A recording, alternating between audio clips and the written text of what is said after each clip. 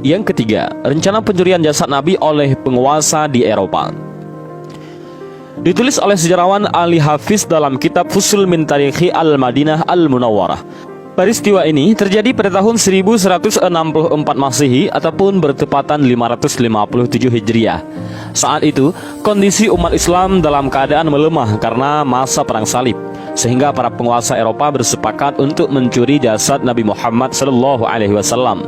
Pada musim haji, para penguasa negeri-negeri di Eropa mengirimkan 2 orang utusan untuk mencuri jenazah Rasulullah. Kedua orang itu menyamar sebagai jemaah haji dari Andalusia yang memakai pakaian khas Maghribi.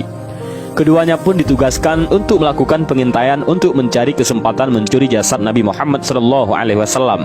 Setelah melakukan analisa lapangan, keduanya memberanikan diri untuk menyewa sebuah rumah yang lokasinya dekat dengan makam Rasulullah SAW di sekitar Masjid Nabawi.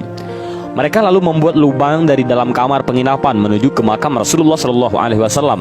Namun rencana tersebut digagalkan oleh Allah Subhanahu wa Ta'ala melalui seorang hambanya yang soleh, yaitu Sultan Nuruddin Mahmud bin Zangki.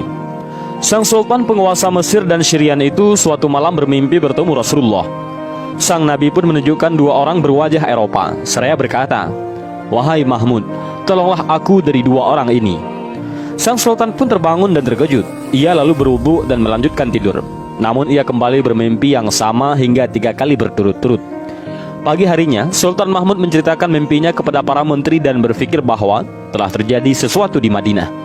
Akhirnya Sultan bersama 1000 pengawal dan harta yang banyak berangkatlah ke Madinah. Sesampainya di Madinah, ia segera salat di Raudhah, lalu menziarahi pusara Rasulullah SAW. Sultan duduk termenung di depan pusara Rasul. Segera setelah itu, Sultan memerintahkan agar seluruh penduduk Madinah berkumpul, terutama penduduk dan peziarah di sekitar Masjid Nabawi.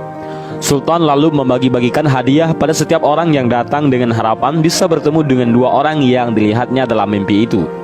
Namun sayang, ia tidak bertemu dengan 2 orang yang dicarinya itu. Sultan Nuruddin lalu berkata, "Apakah ada yang belum mendapatkan hadiah?" Mereka pun menjawab, "Tidak ada, kecuali 2 orang dari Andalusia. Keduanya tidak mengambil sedikit pun karena tengah khusyuk beribadah di Raudhah dekat makam Nabi." Setelah dicari, kedua orang itu segera dihadapkan kepada Sultan Nuruddin untuk diinterogasi. Pada awalnya, mereka mengaku sebagai peziarah muslim dari Andalusia.